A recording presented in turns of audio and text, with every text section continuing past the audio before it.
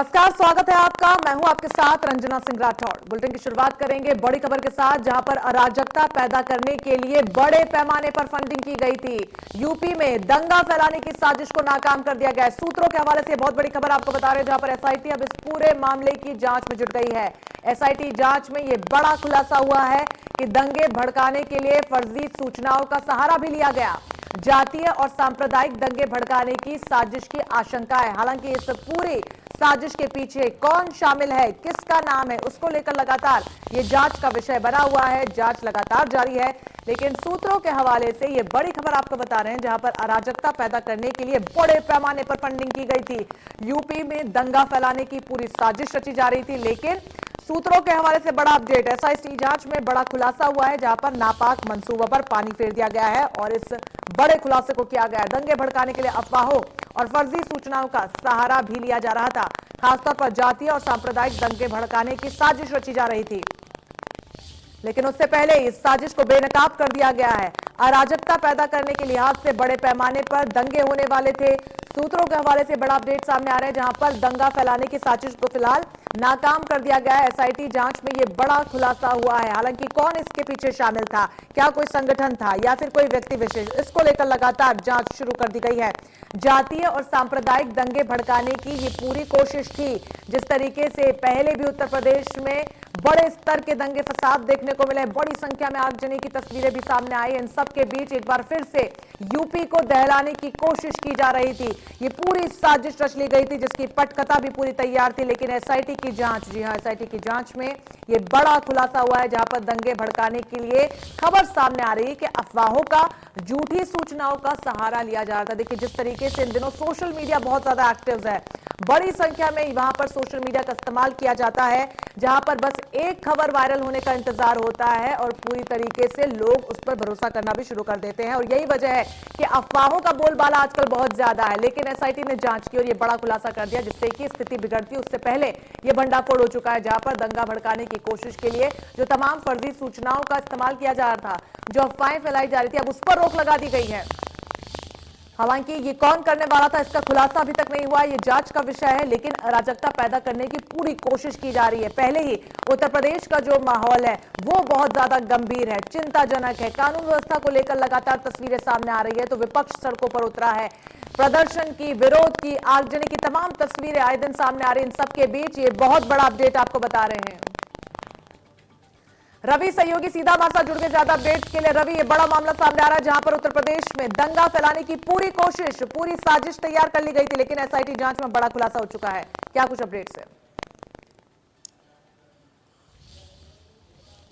देखिए, सूत्रों के हवाले से खबर है, एसआईटी टीम लगातार हाथरस मामले की जांच कर रही है। तो इसी जांच के दौरान तमाम सारे जो मामले वो निकल कर आए हैं। साफ तौर पे अगर बात करें तो जिस तरीके से परत दर परत जिस जांच आगे बढ़ रही थी, उसके बाद जो जांच की शुरुआत में ही 5 पुलिस कर्मियों अधिकारियों को निलंबित किया गया, जिसके बाद फिलहाल अभी जाँच आगे चल रही थी। अभी इस जाँच में एक और खुलासा हुआ है कि कहीं ना कहीं दंगा भड़काने, जातीय हिंसा फैलाने की कोशिश थी और इसी के चलते ही ये पूरी साजिश रची गई। इसको लेकर यूपी की साइबर सेल इस एफआईआर दर्ज कर ली, 11 एफआईआर दर्ज की गई। उस मामले में पीएफआई का नाम आया है। उसके अलावा अगर बात करें तो तमाम सारे और भी लोग इस मामले में शामिल रहे हैं। कहीं ना कहीं फंडिंग किसी का नाम रवि सामने आ रहा है? की गई है और किसी का नाम सामने आ रहा है? जांच की जा रही है। जांच के देखिए, तमाम सारे जो लोग हैं, माफियाओं पे नकेल कसी गई थी मुख्यमंत्री योगी आदित्यनाथ की अगुवाई में, साफ तौर पे जो काम किया गया था उन पर भी शक है। उसके अलावा जो अगर बात करें तो जो सीएए के विरोध में जो हिंसा हुई थी, उस हिंसा में जो लोग शामिल थे उन पर भी शक है। फिलहाल अभी इस पूरे मामले की जो है जाँच की जा रही है और इस पूरे मामले की जाँच के आधार पर जो लोग शामिल पाए जाएंगे, सोशल मीडिया का सहारा लिया गया है अफवाह फैलाने के लिए, उसके अलावा इसमें फंडिंग भी हुई है, ये भी सूत्र बता रहे हैं। फिलहाल अभी इस पूरे मामले की जांच की जा रही है। जांच के आधार पर जैसे जांच आगे बढ़ेगी, बड़े पैमाने पर फंडिंग की खबर भी सामने आ रही है, देखने जिसको लेकर एसआईटी की जांच में खुलासा भी हुआ है। क्या कुछ अपडेट्स मिल रही है, कौन ये फंडिंग कर रहा था?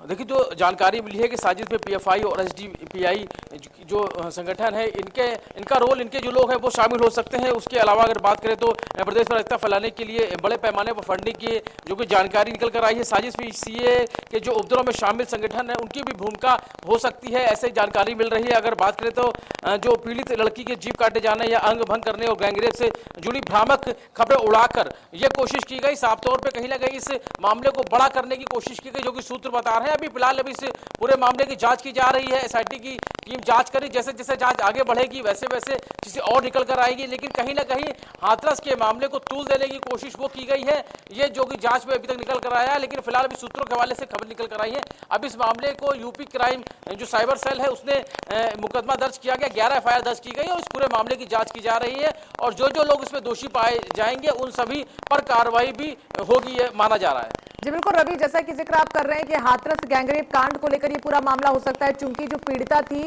वो एक समुदाय से ताल्लुक रखती थी। पहले ही दलित समाज में आक्रोश देखने को मिल रहा है, उस चीज का फायदा अराजक तत्व उठाने की पूरी कोशिश कर रहे थे। ऐसे में तस्वीरें क्या कुछ निकलकर सामने आ रही है अलग अलग क्षेत्रों से, जहां पर पुलिस की जो कार्रवाई है उसको लेकर क्या कुछ अपडेट्स है? क्या पुलिस पूरी तरीके से तैयार नजर आ रही है?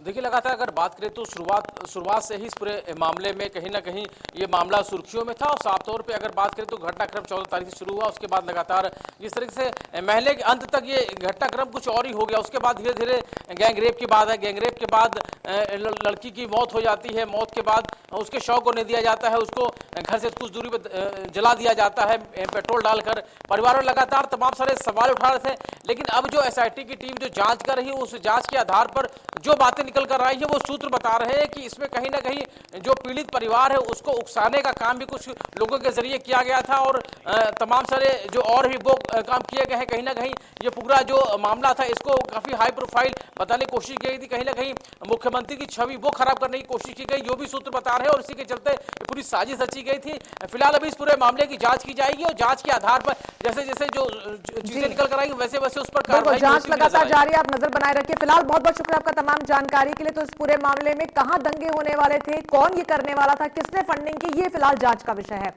आगे बढ़ेंगे। हाथरस और अलीगढ़ में आरोपियों के समर्थन में पंचायत हो रही है। कुछ लोग मामले को सवर्ण बनाम दलित मुद्दा बनाने की कोशिश में लगे हुए हैं। हाथरस में जहां पर पूर्व विधायक राजवीर पहलवान ने पंचायत की, इस दौरान सीबीआई जांच के सरकार के फैसले का स्वागत किया गया। वहीं अलीगढ़ में भी लोगों ने महापंचायत की। इस दौरान सभा में सांसद सहित अन्य राजनेताओं का विरोध किया गया। नेताओं पर राजनीति करने का आरोप भी लगाया गया। दो तस्वीरें आपको दिखा रहे हैं, पहली तस्वीर अलीगढ़ की तो वहीं दूसरी तस्वीर हाथरस की। दोनों ही जगहों पर महापंचायत की जा रही है। हाथरस कांड पर पूरी तरीके से सियासत अब अपने उफान पर है। प्रदेश सरकार के द्वारा सीबीआई और नार्को टेस्ट का जो जांच के आदेश दिए हैं, इसलिए प्रदेश सरकार को धन्यवाद ज्ञापित करने के लिए ये सब लोग आ रहे हैं। लगता है आपको अब दूध का दूध पानी का पानी होगा? बिल्कुल, ये पूर्ण विश्वास हो गया है क्षेत्र को और जनता को कि अब दूध का दूध और पानी का पानी होगा। अच्छा, वहीं परिजनों ने सीबीआई जांच की भी मना किया, इनकार किया है, बोले ये सीबीआई जांच नहीं होनी चाहिए। ये उनका विषय है।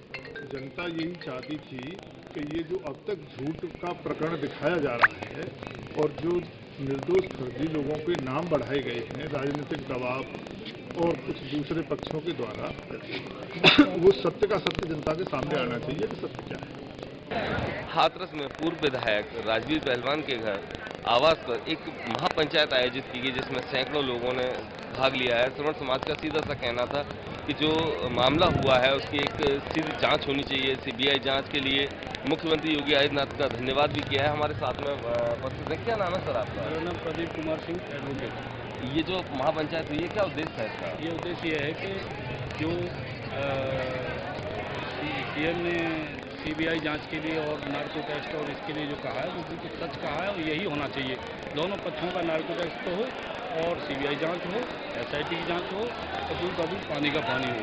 सच्चे लोग जो हैं वो बचें और झूठे लोग जो हैं वो दबे, जो जिन्होंने गलत किया है वो झेलें, सच्चे लोग जो है छूटें। जो आरोपी है, जो आरोपी है उन पर झूठा आरोप है, उन पर बिल्कुल जिसने गुनाह किया है उसे सजा मिलनी चाहिए। जिसने गुनाह किया उसे मिले, कोई भी हो। जिसने गुनाह किया सीधा सा है कि महापंचायत में एक फैसला लिया गया है, जो गुनहगार है उसे सजा मिलनी चाहिए, जो बेगुनाह है उसे सजा नहीं मिलनी चाहिए।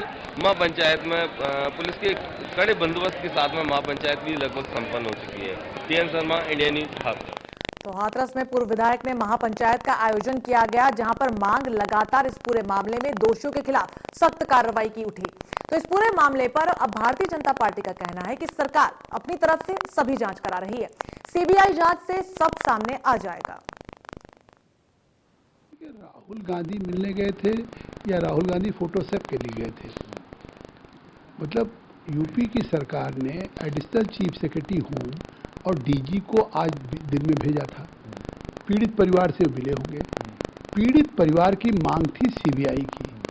तो आज योगी आदित्यनाथ जी ने आखिर जब उस बेटी को न्याय दिलाने की बात के लिए सरकार कटिबद्ध थी और पीड़ित परिवार की मांग थी कि इसकी जांच सीबीआई से होनी चाहिए, तो तत्काल जैसे इन अफसर्स ने उस पीड़ित परिवार से मिल करके जाके एडिशनल चीफ सेक्रेटरी गृह और डीजी पुलिस ने बताया, मुख्यमंत्री जी ने आदेश कर दिया। तो वो तो पहले दिन से कहीं ना कहीं स्थानीय प्रशासन ने जिस तरह से इसको हैंडल किया और जिसके कारण पीड़ित परिवार को ये लगा कि हमें न्याय नहीं मिलेगा, लेकिन सरकार तो न्याय देने के लिए कटिबद्ध थी। और जैसे मुख्यमंत्री जी ने पहले दिन से कार्रवाई शुरू की, आज उन्होंने एक सीबीआई की बात हुई तो सीबीआई की भी जांच मांग ली।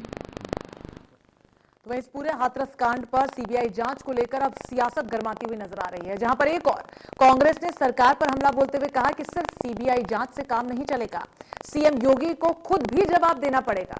तो वहीं समाजवादी पार्टी का कहना है कि सीबीआई जांच कराने का क्रेडिट सीएम योगी और बीजेपी सरकार को नहीं जाता, बल्कि विपक्ष ने इंसाफ की लड़ाई लड़ी है और उसी के दबाव में सीबीआई जांच की सिफारिश की गई है।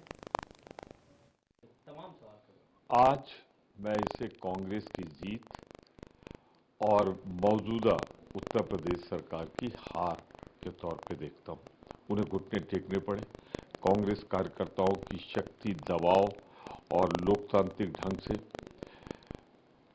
किए गए आंदोलन से। और राहुल जी तो पहले दिन कह रहे थे मैं अकेले जाने को तैयार हूं, पर उस समय जिद में था प्रशासन। पर मैं धन्यवाद दूंगा मीडिया को, धन्यवाद दूंगा कांग्रेस कार्यकर्ताओं को, धन्यवाद दूंगा सभी जनमानस को जिन्होंने मजबूर किया इस सरकार को घुटने टेकने के लिए। और आज राहुल जी, प्रियंका जी और उनके साथ 3 लोग गए हैं हाथरस बेटी से मिलने, उसके परिवार के लोगों से मिलने, संवेदना प्रकट करने बेटी के परिवार के लोगों से और उनके दुख में शामिल होने के लिए। ये सरकार पूरी तरह देश को गुमराह कर रही है। मुख्यमंत्री जी ये दिखावा बंद करिए। परिवार सुप्रीम कोर्ट के जज के देख रेख में जांच चाहता है, क्यों देश को गुमराह कर रहे हैं? न्याय जब देना था दिए नहीं, इलाज कराना था कराए नहीं, रात को आनंद फानन में आपने दाह संस्कार करा दिया, छोटे मोटे कर्मचारियों के खिलाफ कार्रवाई कर रहे हैं। आप जवाबदेही से क्यों भाग रहे हैं? आपको जवाब देना पड़ेगा। देश जानना चाहता है। देखिए, हाथरस के पीड़ित परिवार लगातार योगी सरकार के सिस्टम के खिलाफ, जांच के खिलाफ आवाज उठा रहा था और कह रहा था कि हमको योगी सरकार पे और इस सिस्टम और जांच पर भरोसा नहीं है, हम सीबीआई जांच चाहते हैं। और उस परिवार की आवाज केवल परिवार की नहीं थी, पूरा विपक्ष, पूरा देश उसी आवाज में बात कर रहा था। पूरा देश चाहता था कि निष्पक्ष जांच हो, क्योंकि योगी जी की सरकार के अधिकारी जिस तरीके से रात में बेटी की डेड बॉडी को जला देते हैं, फिर परिवार को धमकी दे रहे थे, मीडिया के लोगों को नहीं जाने दे रहे थे, उसे साफ हो गया था कि कुछ तो छिपाया जा रहा है। और इस जांच आदेश के बाद मुझे उन्नाव की वो घटना याद आती है कि पहले योगी जी लगातार कुलदीप सिंह सेंगर को बचाने की कोशिश कर रहे थे, लेकिन जब सीबीआई जांच हुई तो नहीं बचा पाए। इस जांच में भी उम्मीद है कि जिनके आदेश से बेटी को रात में जलाया गया था वो भी नहीं बचेंगे, जो डीएम धमका रहा था वो भी नहीं बचेगा, और कोई अगर सरकार का व्यक्ति शामिल होगा इस पूरी घटनाक्रम में तो उसे भी जेल जाना होगा। तो हाथरस जिले के बुलगड़ी गांव में हुई दर्दनाक घटना के बाद स्थिति पूरी तरीके से तनावपूर्ण है। शांति व्यवस्था बनाए रखने के लिए गांव को छावनी में तब्दील कर दिया गया है। मामले की जांच के लिए एसआईटी की टीम आज गांव भी पहुंची। कांग्रेस के बाद आज पीड़िता के परिवार से मिलने अन्य दलों के नेता भी पहुंचे हैं। आज समाजवादी पार्टी के एक डेलीगेशन ने हाथरस गैंगरेप पीड़िता के परिवार से मुलाकात की। सपा नेता धर्मेंद्र यादव, अक्षय यादव, सपा विधायक संजय लठार, जयवीर ने पीड़ित परिवार से मुलाकात की। इस दौरान सपा कार्यकर्ताओं ने यूपी सरकार के खिलाफ जमकर नारेबाजी की। हाथरस में पीड़िता परिवार से मिले सपा नेता और उसके अलावा ये तस्वीरें आपको विरोध प्रदर्शन की दिखा रहे हैं, जहां पर बड़ी संख्या में कार्यकर्ता भी मौजूद रहे और जमकर नारेबाजी कर राज्य सरकार के खिलाफ, कानून व्यवस्था के खिलाफ नारेबाजी करते हुए नजर आए।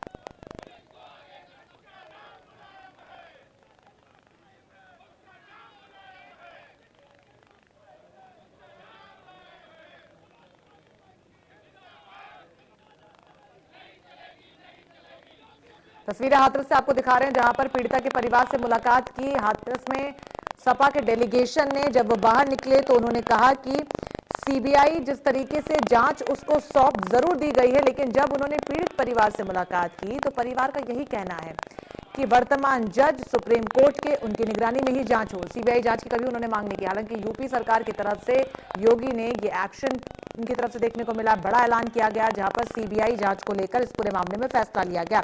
इसके अलावा सपा के डेलीगेशन ये भी कहा कि यूपी की स्थिति पूरी तरीके से बिगड़ गई है, सरकार ठीक तरीके से काम नहीं कर रही है। तो वहीं दूसरे छोर पर राज्य सरकार यही कह रही है कि प्रदेश में कानून का राज कायम है। तो वही आईपीएस एसोसिएशन हाथरस के मामले में सिर्फ पुलिस अधिकारियों पर हुई कार्रवाई से खासा नाराज है। एसोसिएशन के सूत्रों के हवाले से खबर सामने आ रही है, उनकी माने तो एक तरफा कार्रवाई सिर्फ पुलिस वालों पर की गई है, जबकि जिम्मेदारी पूरे प्रशासन पर तय होनी चाहिए। एसोसिएशन का यह भी कहना है कि जब एसपी पर कार्रवाई हो सकती है तो डीएम पर क्यों नहीं? अगर कोई लापरवाही हुई है तो अकेले पुलिस महकमा कैसे जिम्मेदार हो सकता है, जबकि आदेश प्रशासनिक होते हैं और पुलिस महकमा उसे सिर्फ लागू करवाता है। डीजीपी और होम सेक्रेटरी जब मौके पर गए थे तो डीजीपी हितेश अवस्थी ने यह बात कही थी कि डीएम के आदेश थे।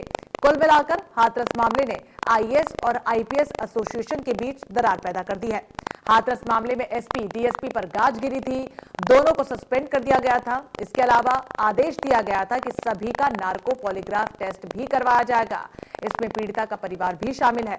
हालांकि पीड़िता के परिवार ने नार्को टेस्ट का विरोध किया है। वहीं हाथरस कांड में जिलाधिकारी प्रवीण कुमार भी अब सवालों के घेरे में है। पीड़िता के परिवार ने डीएम पर धमकाने और दबाव डालने का आरोप लगाया। पीड़िता के भाई का कहना है कि हमने कौन सा जुर्म किया है जो हमारे साथ इतनी ज्यादा बदतमीजी हो रही है, इतनी ज्यादा बदसलूकी हमारे साथ क्यों हो रही है। उन्होंने डीएम को हटाए जाने की मांग को एक बार फिर से दोहराया।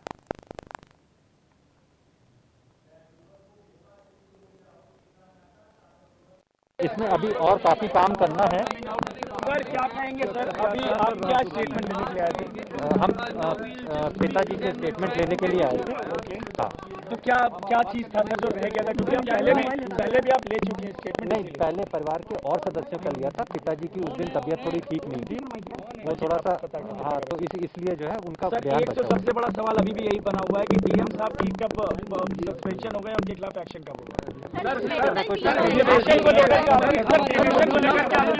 जिला प्रशासन है, उसकी लापरवाही की रिपोर्ट आपने सौंप दी है, जो भी उसको लेकर जांच कर रहे हैं। हमें अभी समय दिया इम्पोर्टेंट क्वेश्चन, 7 दिन का समय है, उसमें हमें जो है it's important question. First report आपने जो दिया था उसी के आधार पर एसपी को सस्पेंड। तो वहीं हाथरस कांड पर बीजेपी विधायक का शर्मनाक बयान सामने आया। बीजेपी विधायक सुरेंद्र सिंह ने लड़कियों को संस्कार सिखाए हैं। माता पिता अपनी लड़कियों को अच्छे संस्कार दे, ऐसा उन्होंने कहा है। उनका यह भी कहना है कि अच्छे संस्कार से रेप की घटनाएं रुक सकती हैं। तो ये बेहद ही शर्मनाक बयान, जहां पर संस्कार से रुक सकती है रेप की घटनाएं, ऐसा सुरेंद्र सिंह कहते हुए नजर आए। अपने आप में इससे गैर जिम्मेदाराना बयान कोई नहीं हो सकता, जहां पर लगातार टिप्पणियां तो इस पूरे मामले में सामने आ रही हैं, प्रतिक्रियाओं का दौर जारी है। लेकिन इन सबके बीच सबसे ज्यादा शर्मनाक बयान ये बीजेपी विधायक का सामने आया, जहां पर उनका कहना है कि माता पिता अपनी बच्चियों को, अपनी लड़कियों को संस्कार सिखाएं, जिससे कि रेप की घटनाओं पर विराम लग सकेगा। देखिए पत्रकार जी, आप लोग तो ये करेंगे, लेकिन मैं एक विधायक के साथ साथ शिक्षक हूँ। ये घटनाएं संस्कार से ही रुक सकती है, शासन और तलवार से रुकने वाला नहीं। सभी पिता और माता का धर्म है कि अपनी जवान और युवती बेटी को भी एक संस्कारित वातावरण में रहने, चलने और वातावरण में अपना व्यवहार, एक शालीन व्यवहार प्रस्तुत करने का तरीका सीखना चाहिए और सिखाना चाहिए। सब हमका धर्म है, अभिभावक का भी धर्म है, मेरा भी धर्म है, सरकार का भी धर्म है, लेकिन परिवार का भी धर्म है। तो जहां सरकार का धर्म करना रक्षा करने का धर्म है, वहां परिवार का भी धर्म है कि अपने बच्चों में संस्कार डाले। तो सरकार और संस्कार मिलकर के भारत को सुंदर रूप दे सकता है, नहीं तो दूसरा कोई विधा सामने आने वाला। तो वहीं बीजेपी विधायक के इस विवादित बयान पर अब सपा ने जोरदार हमला बोला है। उन्होंने कहा कि ये बीजेपी का चरित्र है, हाथरस की बेटी का नहीं, देश की बेटियों का अपमान किया गया है। सुरेंद्र सिंह को सीएम योगी बर्खास्त करें, सुनील साजन ने यह बड़ी टिप्पणी की है। सुरेंद्र सिंह ने बेटियों को संस्कार देने की बात कही थी, जिसके बाद से अब विपक्ष लगातार हमलावर है। सपा का हमला देखने को मिला, जहां पर सुनील सिंह साजन ने कहा कि ये तो बीजेपी का चरित्र है, हाथरस की बेटी का नहीं है। देश की बेटियों का अपमान करना बीजेपी का काम है, बीजेपी पर सवाल उठाए। साथ ही साथ उन्होंने सीएम योगी से कहा है कि वो सुरेंद्र सिंह को बर्खास्त करे, इस पूरे मामले में संज्ञान ले, क्योंकि इससे ज्यादा शर्मनाक बयान और कोई नहीं हो सकता, जहां पर साफ तौर पर सुरेंद्र सिंह ये कहते हुए नजर आ रहे हैं कि बेटियों को मां बाप संस्कार सिखाएं, संस्कार से ये घटनाएं रुकेंगी, कानून व्यवस्था से नहीं रुकेंगी। बलिया के भाजपा के विधायक सुरेंद्र सिंह ने जो बेटियों पर टिप्पणी की है, ये भारतीय जनता पार्टी का असली चेहरा है। भारतीय जनता पार्टी का चाल चरित्र यही है। ये केवल हाथरस की बेटी का अपमान नहीं है, ये देश की बेटियों का अपमान है, देश की महिलाओं का अपमान है कि एक तरफ तो बेटी की ना इज्जत बचा पाते हैं, ना बेटी को बचा पाते हैं, और सुरेंद्र सिंह इस तरीके के उल जुलूल बयान देते हैं। अगर योगी आदित्यनाथ जी या देश के प्रधानमंत्री जी से अनुरोध है, या तो सुरेंद्र सिंह को पार्टी से निष्कासित करके उन पर एफआईआर लिखी जाए, या फिर उनका बयान भारतीय जनता पार्टी का बयान मान लिया जाए। इस बीच बड़ी खबर बुलंदशहर से सामने आ रही, जहां पर हाथरस के हैवानों पर 1 करोड़ का इनाम घोषित किया गया है। आरोपियों के सर कलम करने पर इनाम की घोषणा हुई है। सोशल मीडिया पर निजाम मलिक नाम के व्यक्ति ने वीडियो वायरल किया। बता दें, यूपी कांग्रेस जिला उपाध्यक्ष है निजाम मलिक, जिन्होंने एक वीडियो जारी किया जिसमें उन्होंने ये इनाम की घोषणा की है। आरोपियों के सर कलम करने वालों को इनाम मिलेगा। निजाम मलिक को मुंडाखेड़ा चौराहे से हिरासत में ले लिया गया है। वीडियो वायरल होने के बाद ये बड़ी कार्रवाई की गई है, जहां पर आरोपियों के सर पर इनाम रखा है। जी हां, सोशल मीडिया पर निजाम मलिक का एक वीडियो तेजी से वायरल हुआ, जिसके बाद ये बड़ा अपडेट सामने आया, जहां पर यूपी कांग्रेस जिला उपाध्यक्ष निजाम मलिक, इन्होंने एक वीडियो जारी किया। साफ तौर पर कह रहे हैं कि जो भी दोषियों का सर कलम करेगा उसको 1 करोड़ का इनाम दिया जाएगा। हालांकि पुलिस इस पूरे मामले में हरकत में नजर आई है, जहां पर निजाम मलिक को हिरासत में ले लिया गया है। तो हाथरस के हैवानों पर 1 करोड़ का इनाम घोषित करने वाले निजाम मलिक को फिलहाल हिरासत में ले लिया गया है। तो वहीं इस पूरे हाथरस कांड पर राजा भैया का भी ट्वीट सामने आया है। सीबीआई जांच के निर्णय से कईयों के पेट में दर्द हो रहा है, ऐसा उन्होंने कहा है। समय के साथ सच्चाई सामने आएगी, सत्यमेव जयते। हाथरस कांड में प्रशासन ने असंवेदनशीलता बरती है। ट्वीट की एक कॉपी हम आपको दिखा रहे हैं, जहां पर एक के बाद एक ट्विटर पर भी लड़ाई लगातार जारी है। एक लड़ाई धरातल पर देखने को मिल रही है, जहां पर तमाम विपक्षी पार्टियों के बड़े नेता पहुंच रहे हैं, तो एक जंग ट्विटर पर जारी है, जहां पर पहले मायावती लगातार वहां पर ट्वीट कर रही हैं, तो अब राजा भैया का भी ये ट्वीट सामने आया, जहां पर उन्होंने लिखा है कि हाथरस कांड में स्थानीय प्रशासन ने असंवेदनशीलता बरती है। इस बीच बड़ी खबर अलीगढ़ से सामने आ रही है, जहां पर 4 साल की बच्ची से रेप की घटना सामने आई है। बच्ची गंभीर हालत में अस्पताल में फिलहाल भर्ती करवा दी गई है। रेप की वारदात को अंजाम देकर आरोपी फरार हो गए। रिश्ते में चाचा बताया जा रहा आरोपी, जिसने सारी रिश्तों की हदों को पार कर दिया। मुकदमा दर्ज कर आरोपी की फिलहाल पुलिस तलाश में जुट गई। तो अलीगढ़ से रिश्तों को शर्मसार करती है बड़ी खबर सामने आ रही है, जहां पर रेप की वारदात को अंजाम देकर आरोपी चाचा घटनास्थल से फरार हो गया। हालांकि हैवानियत कब थमेगी, ये लगातार बड़ा सवाल बना हुआ है, जहां पर 4 साल की मासूम बच्ची, जिसे शायद इल्म भी नहीं है कि हो क्या रहा है उसके आसपास, उसके साथ रेप की घिनौनी घटना को अंजाम दिया गया है। और इस वारदात को अंजाम देने वाला कोई और नहीं बल्कि उसका खुद का चाचा। जी हाँ, हालांकि इस पूरी घटना को अंजाम देने के बाद आरोपी फरार हो गया। खैर में एक ग्राम है उदयपुर, वहाँ से पुलिस को ये पीआरवी पर सूचना आई कि एक छोटी बच्ची जिसकी उम्र लगभग 4 वर्ष है, जिसके पिता का नाम नरेश है, और उसके साथ दुष्कर्म किया गया है। और मौके पर पीआरवी तुरंत पहुंचकर पीआरवी ने उस बच्ची को हॉस्पिटल पहुंचाया और बच्ची की हालत इस समय स्थिर है। और ये पुलिस को ये पता चला जांच में कि बच्ची का ही रिश्तेदार, उसका दूर का चाचा अजीत सन ऑफ महेंद्र सिंह, जिसकी उम्र लगभग 28 वर्ष है, और जो थोड़ा मानसिक रूप से थोड़ा अनस्टेबल है, उसने ही बच्ची के साथ ये दुष्कर्म का प्रयास किया है। और ये घटना स्थल ये गांव का ही उसके घर के पास एक खेत है, वहां पर ट्यूबवेल पर ये करने का प्रयास हुआ है। इस संबंध में थाना पर एफआईआर अभी तुरंत दर्ज कर ली गई है। एफआईआर संख्या 520/20, धारा 376 और 5/6 पॉक्सो एक्ट में एफआईआर दर्ज हुई है। और अभियुक्त को पकड़ने के लिए पुलिस की टीम यहाँ पर लगी हुई है, कॉम्बिंग ऑपरेशन जारी है और शीघ्र ही अभियुक्त उसको पकड़ लिया जाए। चलिए इसी के साथ फिलहाल के लिए बुलेटिन में बस इतना ही, लेकिन लगातार बड़ी खबरों के लिए आप बने रहिए हमारे साथ। नमस्कार।